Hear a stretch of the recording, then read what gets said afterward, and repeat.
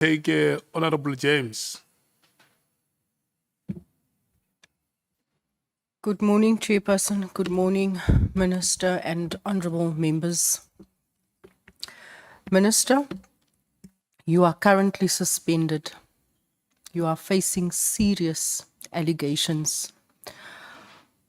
By senior officers, you are appearing before this committee. Later on, you'll be appearing before the Commission, where your integrity is under scrutiny. At this point, Minister, before I delve into my questions, what is most important to you? Is it your job? Is it going back into office? What is important to you as you are seated here today? Well, the most outstanding issue for me that needs serious and urgent attention is to bring down levels of crime in South Africa, especially murder, proliferation of firearms, and the drugs that are all over the country, especially I'm in the sorry, streets. Minister. That is not the question that I asked you. I'm not speaking about operational matters right now. I'm saying to you, your credibility is under scrutiny. What is important to you right now in your capacity as you are seated there? Is it your job? Is it getting back into office? What is it that is at stake that is important to you? I want to repeat that what is important, I don't want to put me above what I'm saying. What is important is that the government of South Africa, especially via the Department of Police, need to do what I'm saying, bring down these levels of crime, especially the murders and drugs and firearms. That's the most important thing. My side of things doesn't come first. It will come after that. Thank you. Let's go back to when you first assumed office. General Kwanazi testified that he received a call from Mr. Nkabinde asking what the duties of a chief of staff entails. Can you clarify what those duties are, particularly given the testimony suggesting that Mr. Nkabinde had little knowledge of them when you appointed him? What are the duties of your chief of staff? Well, the duties of the chief of staff is generally to manage the office of the minister. That has parliamentary business on one hand and staff that is allocated to make sure that they are properly supervised and guided so that they are able to perform their duties such that the minister is able to perform his duties, including responding to questions and other related matters to Parliament. And then on the other is to assist the minister on cabinet-related matters, preparing files and reports as may be required. But on the other hand, also to be able to run your public affairs. That includes constituency. It includes answering queries from the public. And then there are also internal issues like connecting with, among other people, the National Commissioner and other officers, such that there's smooth running between the department and the minister on the other hand, but also work with deputy ministers. So generally, those are the tasks in a nutshell of the chief of staff. That was a very general response, Minister. I was referring specifically to his employment contract of employment. What are the specifics that was required by him? Does he have the relevant qualifications for this job? Do you know what's his qualifications? Does he have any? So I will ask you, you speak in a low voice, and I Oh, I speak a low voice. I was Yes. just being very considerate because the last time you said I spoke beyond the heads of anything that was alive. But if you want me to up the volume, I gladly will.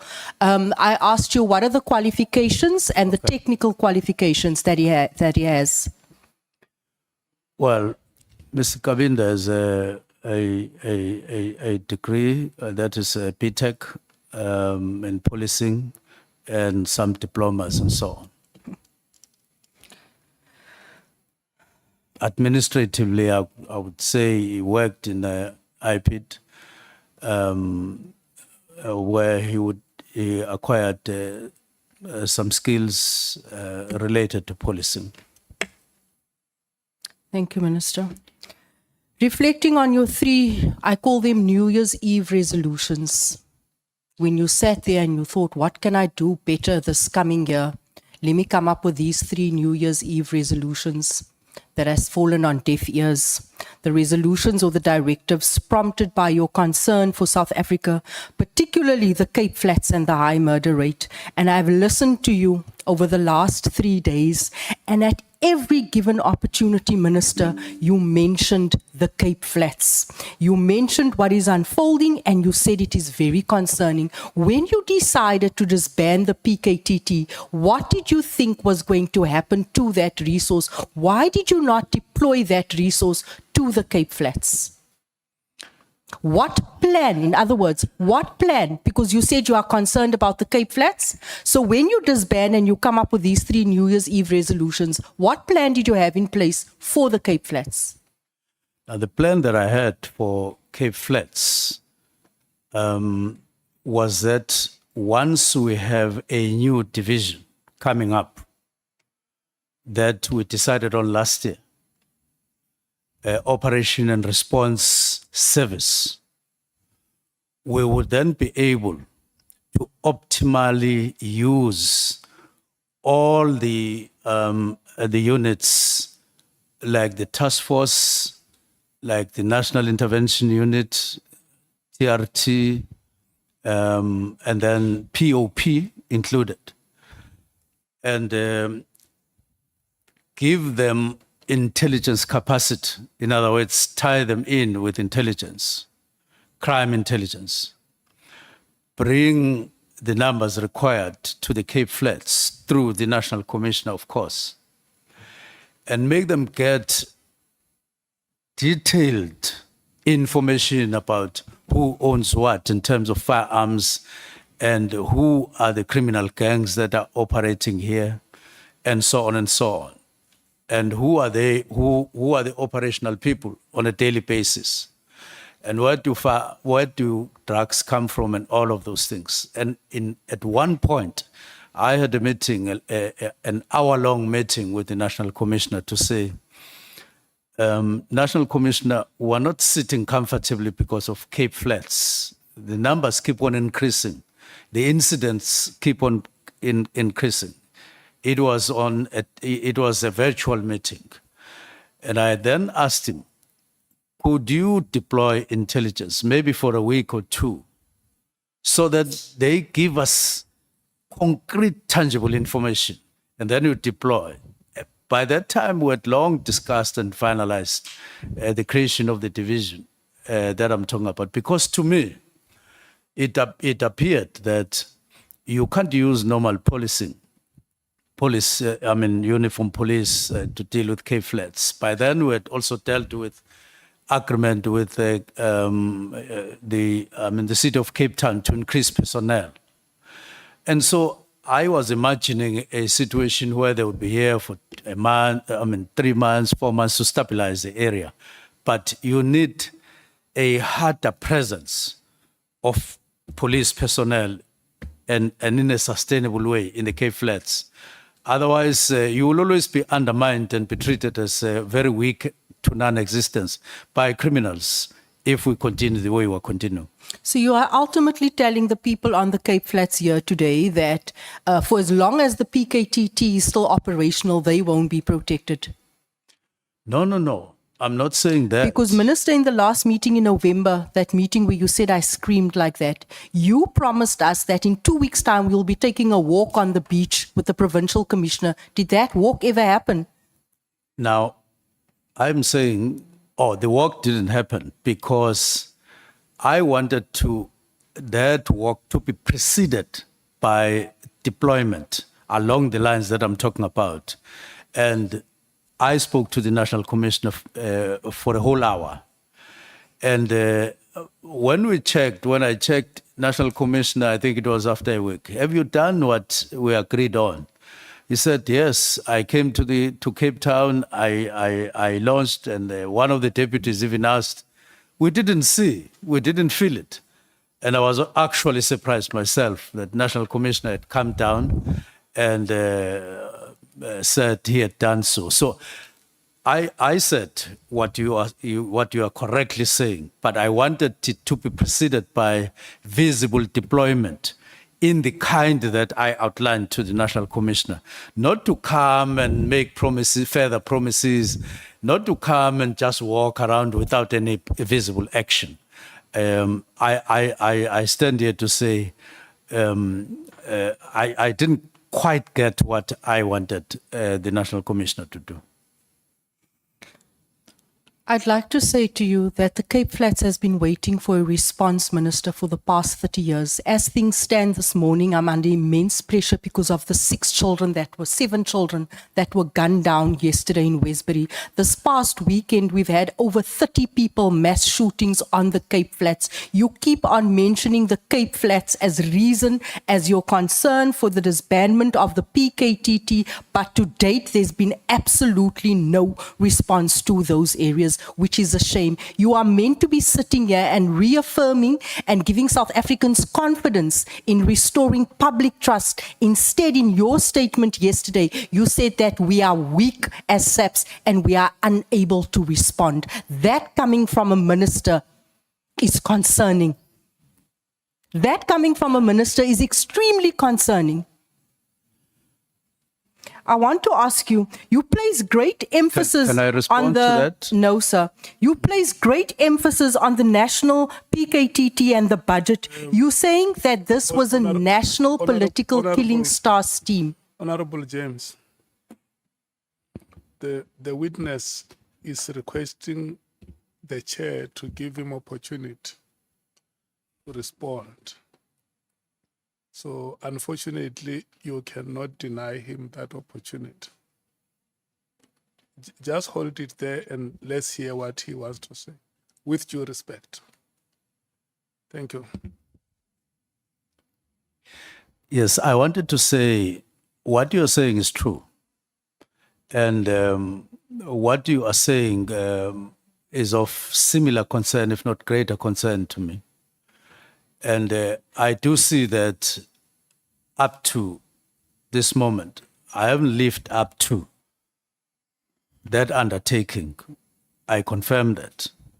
And it's not only about Cape Flats. As I mentioned in my various speeches, there's Rivali in South Johannesburg, El Dorado Park, there's Soshanguve in terms of Gauteng.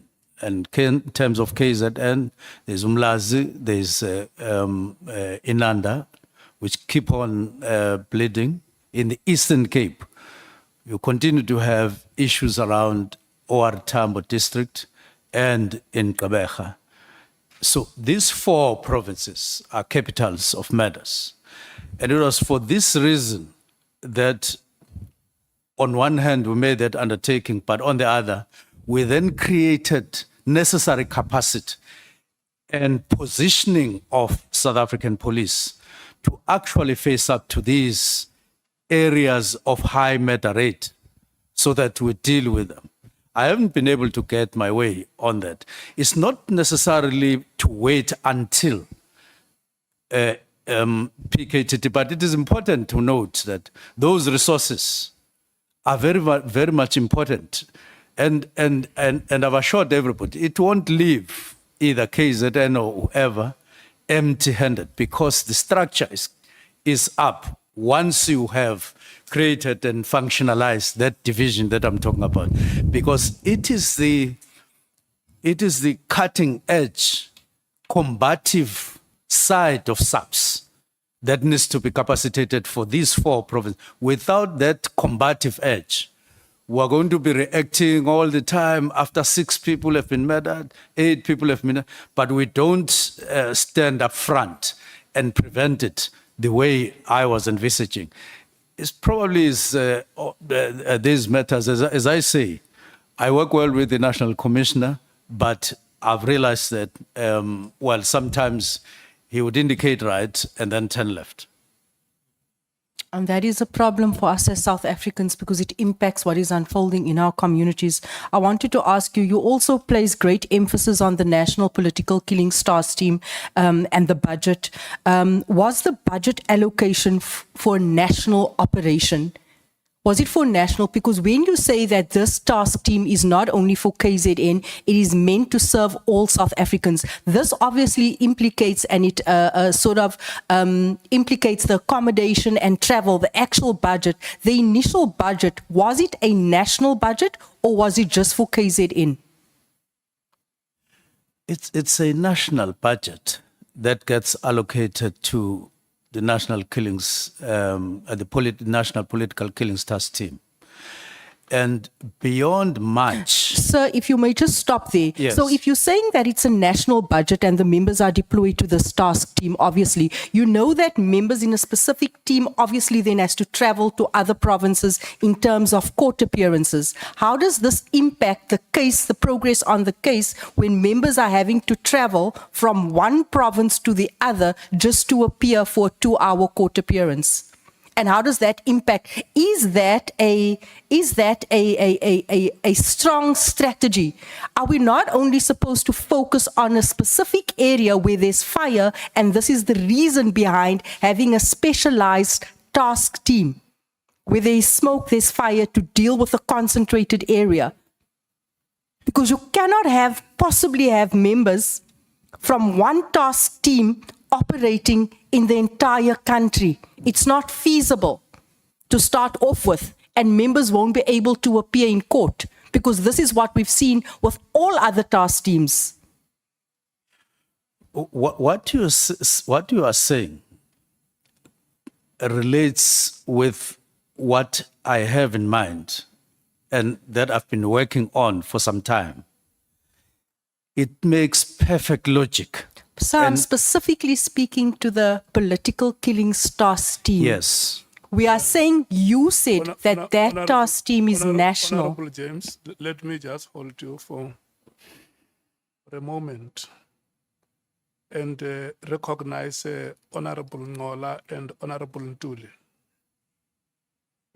Thank you very much, Chair. Chair, yesterday you kept on reprimanding me that I should not bombard your witness with a lot of sentiments and with a lot of questions.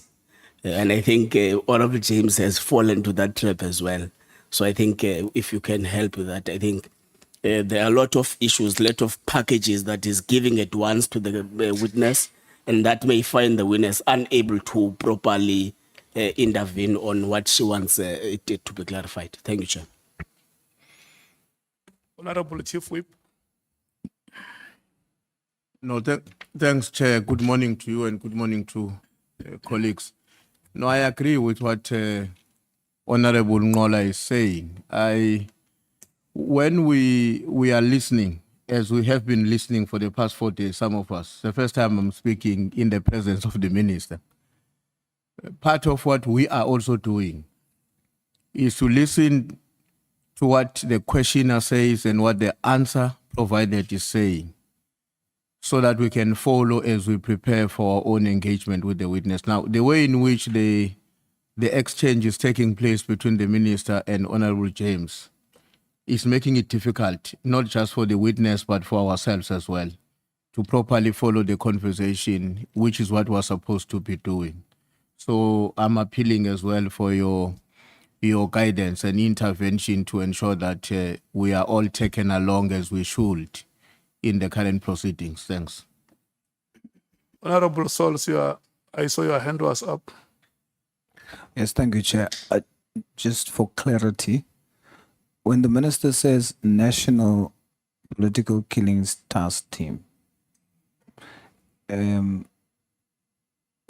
just wanna understand the task team that needed to be disbanded was specifically created for operation within KZN, or is the minister saying that it was created to operate nationally, and therefore the name National Political Task Team, or whether it was just supposed to focus on KZN? You want to know whether the NPKTT and the PKTT is one thing. Okay. Let me rule on the first point. I want to request you, Honorable James, not to breathe heavily on the neck of the witness. Footsteps are allowed in a race, but when you breathe heavily on the neck of the witness, that may distract the chain of thought. So I just want to request you that you do not breathe heavily on the neck of the witness. And then before we allow you to resume, let's allow the minister to respond to the question that Honorable Sauls has raised, whether the minister, Honorable Minister, the NPKTT and the PKTT, are they one? They are one. It's National Political Killings Task Team but it is based and focused in KZN. In KZN. Honorable Sauls, are you clarified? Thank you so much, Honorable James. You may proceed. Chair, I just have a difficulty, even me keeping my trail of thought, when I ask the minister a question and he says what I had in mind. We're not asking the minister what he had in mind.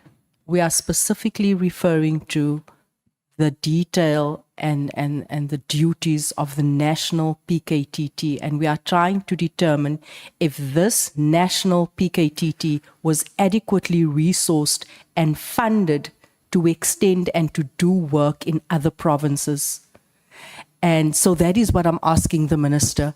Was the budget allocation, because remember when you put together these task teams, Minister, you book accommodation, you book vehicles, you book laundry, all of those things form part of the costings. Was that done on a national level or was that done on a provincial level? That is what I'm trying to ask. The budget, right from the beginning of the National Political Killings Task Team, came from national, and it still comes from national. But the National Political Killings Task Team is based in KZN, and its operations are largely, if I could use that word, confined in KZN. They have, however, dealt with a matter or two in the Eastern Cape. They have gone to Gauteng in the form of 10 officers to assist there. And in the three cases that they are assisting in. So, to be honest, Honorable James, when I applied my mind on that day, these are all the questions that I was trying to answer myself. What does it mean to have a national political killings task team when it is actually not national? What does it mean to allocate this budget for operations that are in one province, but not just for the whole province, for a limited category of murders, even in KZN? And even there, amidst a sea of increasing murders, even in that province, and other crimes. Now, I couldn't sit well, and it didn't sit well in my mind to continue with that. The reason for the establishment of the National Political Killings Team, plausible at that time, because it was a trend, a fast-growing trend. But I'm now in 2024. I'm 5 months into the office, and I'm applying my mind with the understanding I've gained. And I then say, the best way of addressing this is to really try a smooth overhaul of the system. Not only just that, a number of other areas. Minister, with all due respect and through you, Chair, we are now speaking into the future. I asked specifically about the budget for the National Political Task Team. Was there an operational budget for only that province or for the, we understand that the actual monies comes from national, but I'm saying the budget of the task team, was it allocated for national operations or just for that specific province? That is all that I'm asking, Minister. Well, the budget for operations is the budget that is allocated to all provinces, but part of that budget is allocated to for the operations of the National Political Killings Task Team from that budget. Minister, you are confusing us here. I'm not even sure how to put this question anymore. Minister, you and I know I've been in this environment for the longest time, for over 15 years when it comes to setting up task teams. Task teams are focused to specific areas. The budget comes from national, but the operational budget is only for a specific province. That is what I'm saying. And I'm asking you, sir, have you been privy to the budget that can qualify your statement when you say it is national? It is national on paper, but it is not, hasn't been operationalized nationally. Am I correct, sir?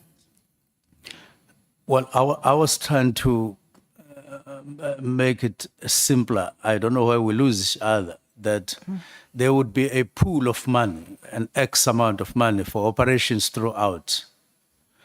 And then there will be a cut from that amount for operations of the National Political Killings Task Team, which is in KZN. That's why I'm saying it's part of my concern that we are cutting from reduced resources for the operations of National Political Killings Task Team in one province. I don't know whether that makes sense. Let's move on to the next question, Minister. The reason why I'm saying this is that you have repeatedly criticized the PKTT for working in silos, for working only in KZN, when they only had resources for KZN. That is the point that I'm trying to get to. Yet, Yes. Minister, by you taking a unilateral decision on New Year's Eve without consultation, did you not yourself act in isolation?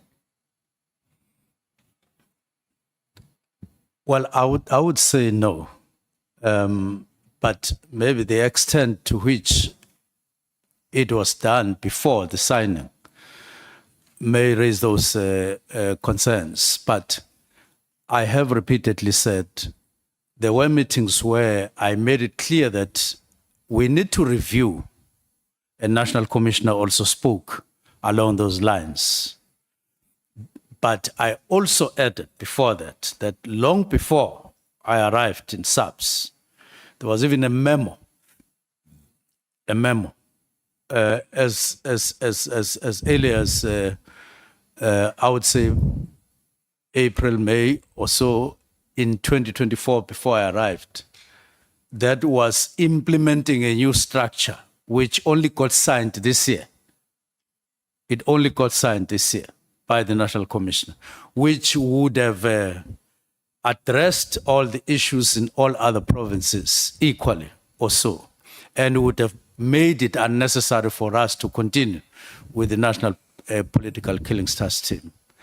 Now, but before that, there's been a work study and a structure based on that study to spread resources and equally to address these concerning issues in each of the provinces. Minister, you further mentioned that the National Commissioner could have objected to your directive, right? Saying it happens all the time where you have national commissioners sort of having a different approach. In which South Africa is this, Minister?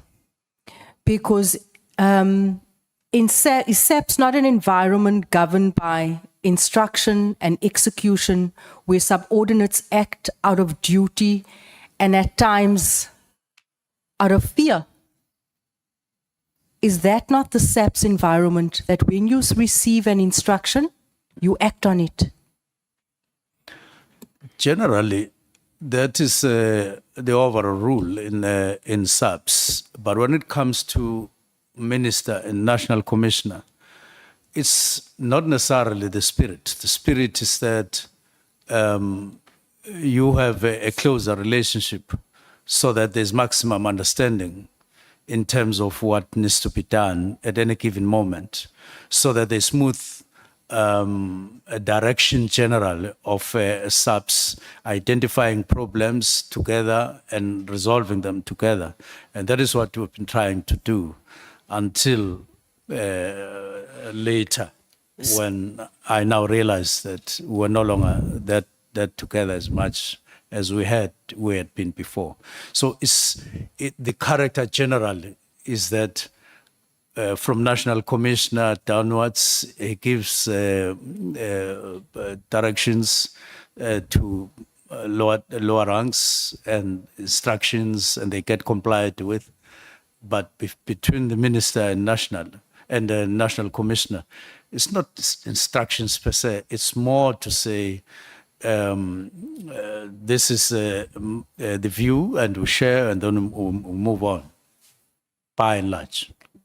Minister, the last couple of days has almost felt like an English lesson class, where you're now saying it's not an instruction per se, when this is the culture of this environment, it's a view. I've been stuck on words such as immediately, comrade, acquaintance, all of that, and now we are saying an instruction is a view. When we had witnesses coming before us and saying to us, when you receive an instruction from a minister, you must act on it and you must act immediately.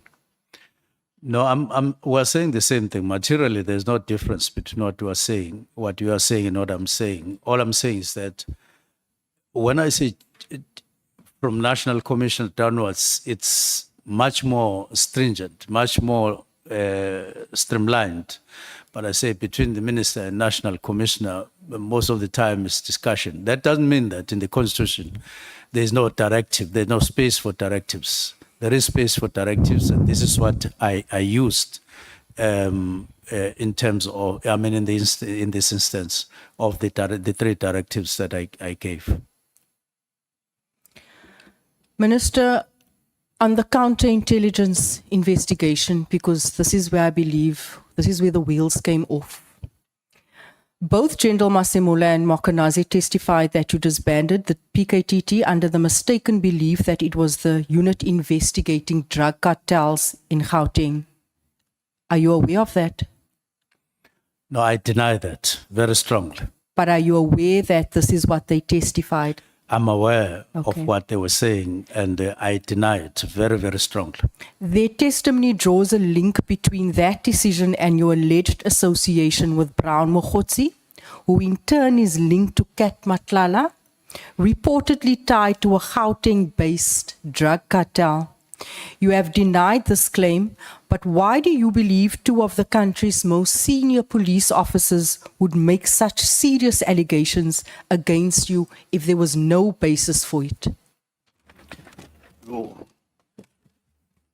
Now, number one, I did say, and I said that there were two ways in which SAPS, or there are two kinds of reaction to my directives. The first one was General Masimula, to whom I wrote the directives. They were addressed to him.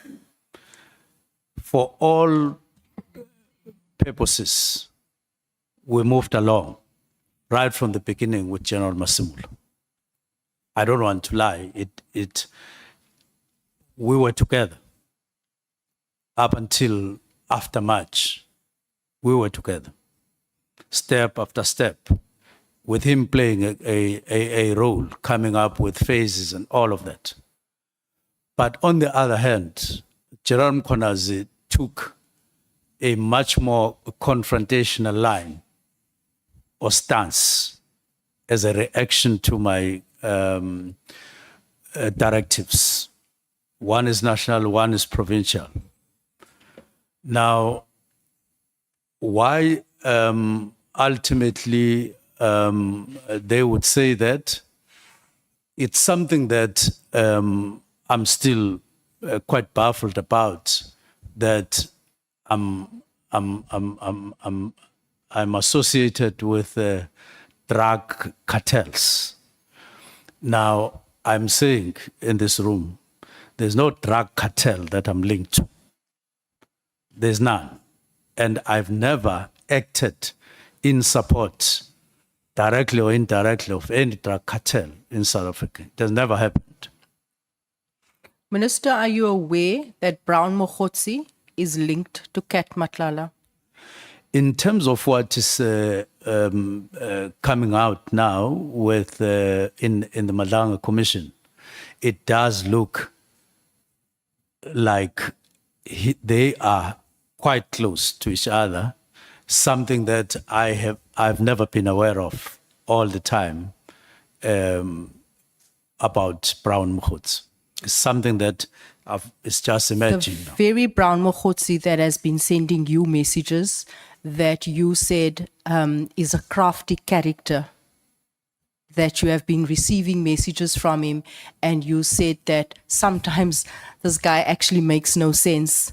So that tells us that there's a pattern of communication. So you earlier on said that you are not linked to any drug cartels directly or indirectly. Based on the fact that you have Brown Mogotsi linked to a drug cartel and in communication with you, what do you make of that? Well, I'm saying that I do know Brown Mogotsi, and I have spoken to him, and we have met on occasions. Now, I wasn't aware of any other person he links up with in his own time. I wasn't aware, totally unaware. I've never asked him, who else do you speak to? Who else do you do what with? I've never asked him that question. It is emerging only now, all those matters that all of us are becoming aware of. And I'm concerned about it. That's what I've said. But up to now, I'm saying I've never spoken to to Matlala. I've never linked up with him on anything, from him to me, or from me to him. And we've never met in person. It has never happened. And I've said, even when the word link is used, it is running empty. I've never seen anyone putting on the table anything concrete to say this is evidence of the link. It's an accusation, and that's partly what I'm dealing with here, and therefore and I did say on the 12th of June, which was something like a few weeks before the Durban media briefing by General Mchunu, I had convened a meeting where General Masimula was expected to present together with whoever he would have delegated job to present a special crime intelligence. Why do we have so much drugs in the country? Why do we have so much illegal firearms? And why do we have so many murders and so on? No, it was drugs and firearms. That meeting took place, and I did take a detailed report. It was an effort to understand this on my side, having raised it in November, to then start getting to fight all these matters and reverse the trend that everybody is concerned about. And I do want to repeat, well, in the report, as it turns out now, there was no big five in the report that I received, but there were other, I would say, cartels that were identified, and I want to say that I am not linked to any. So why the two would have come here to say I'm linked, I don't know, but I'm yet to hear where they are basing it. That I know, and I've been speaking to Brown, does not automatically mean I'm also linked to people that he speaks to, and I also know the people that he knows. It does not mean that, and in reality, it is not like that. Thank you, Minister. Chair, I'm losing my trail of thought as a result of the long answers. I just thought I'd bring it to your attention. Minister, if data were to be extracted from your phone, can you confirm that there would be no evidence of communication regarding the work of the Gauteng Counterintelligence Unit or its investigations into drug cartels? Because like I said earlier on, the wheels came off when those 10 members were redeployed from the KZN task team to counterintelligence. So can you confirm that there'll be no communication, no link whatsoever on your phone, should your phone be taken for extraction? Between who and who? I'm saying to you again, if data were to be extracted from your phone, can you confirm that there would be no evidence of communication regarding the work of the Gauteng Counterintelligence Unit or its investigations into drug cartels?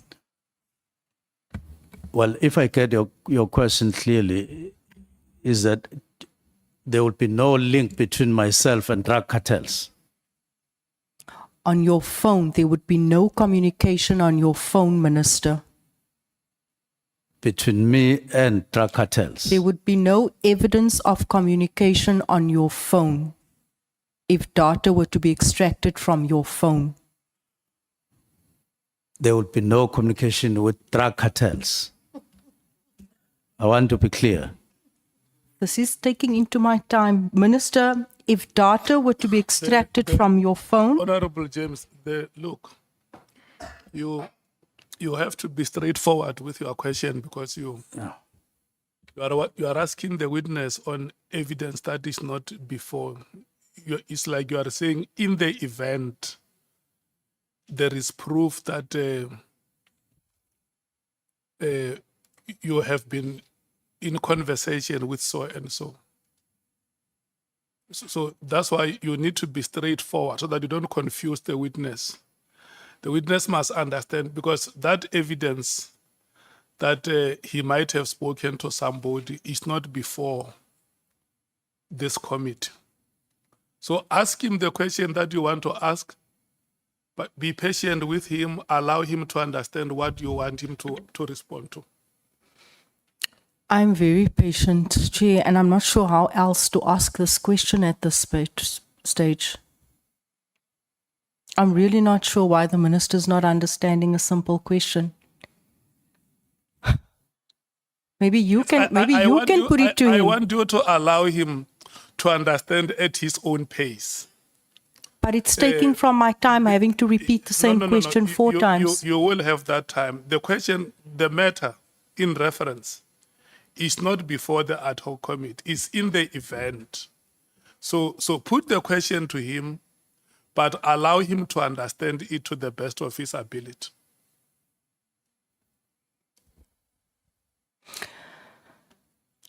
I think let me move on, Minister.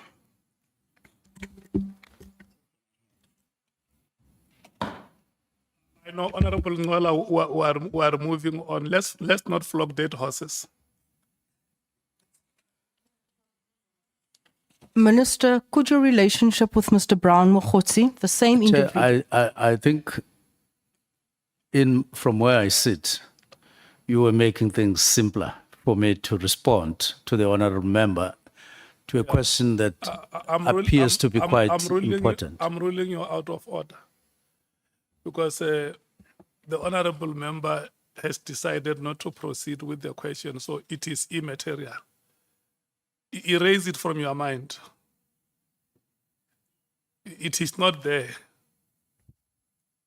Yeah. Could your relationship with Mr. Brown Mokgotsi, the same individual who allegedly funded your January 8 guess, allegedly, be the reason a message was sent from him to Matlala, currently in CMAX, informing him that the task team had been disbanded? Do you not see the reasonable link that any ordinary person would see? There is no request that I ever made to Brown Mokgotsi to organize any dinner for me anywhere in the Republic, not just Cape Town. What would have happened, he would have done that on his own. Whether it is funding from whoever, it was not necessarily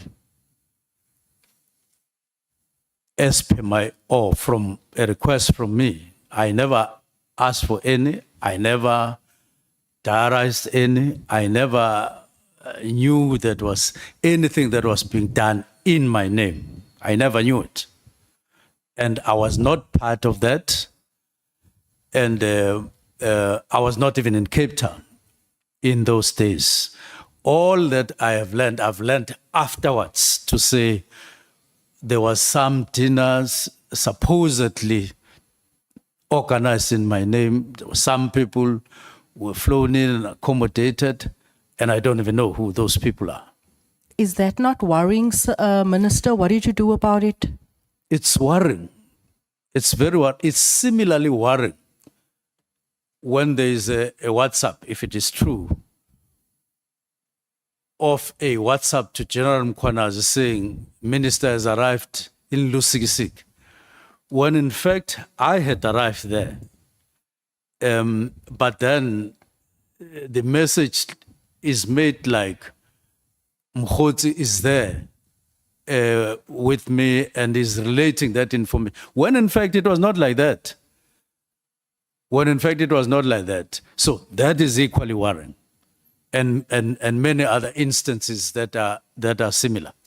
But those things, I imagine now, they had not been part of any other relation I've had with Mokgotsi, or rather I was not aware if he was doing such things. I'm very concerned about that. Based on what you've just said, Minister, when you say that Mr. Mokgotsi often sent you messages, right, out of the blue, that sometimes made no sense, are you suggesting that his communication was unsolicited? You also describe him as a crafty character. What exactly do you mean by that, Minister? Do you know him well?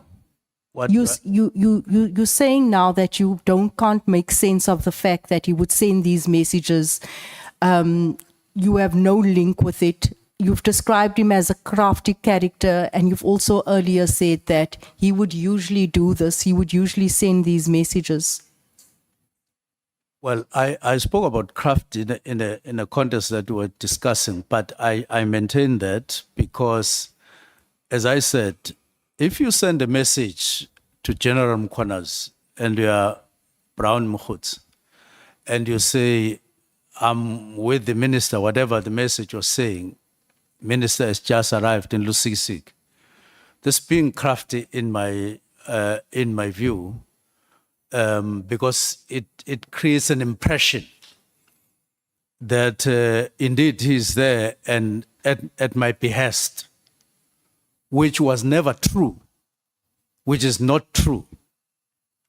It's like the other issue that General Mkolas was raising of Brown Mkhotsi getting some document at the police station in Pangeni, which he said in a manner that creates an impression that just because I have a house there, not far from police station, I would have facilitated anything for Brown Mkhotsi. No, it's not like that. I never did that.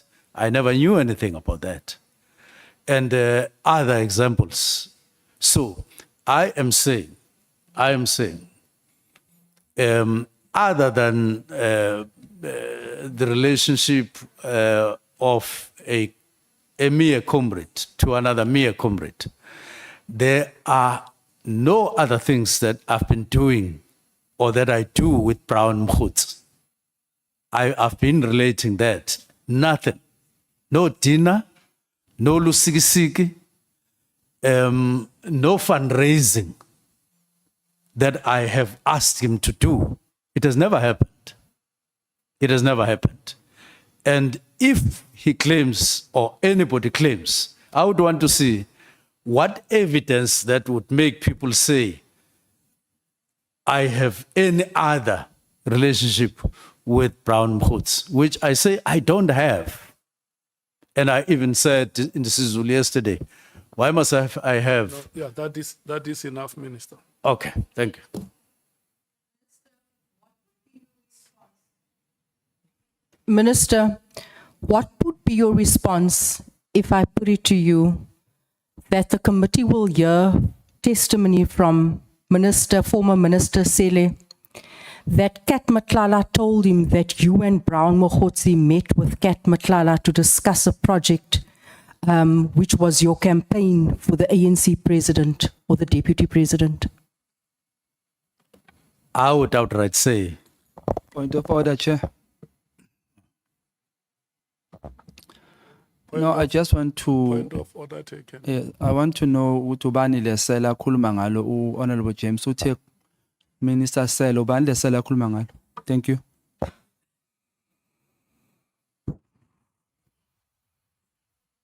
Honorable James, you spoke of Isela Sele. Honorable Shongwe says you speak about Sele. And then he wants to know who is Minister Sele.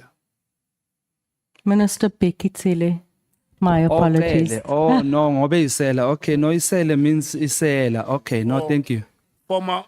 You want to say former minister? Former Minister PKTT, my apologies.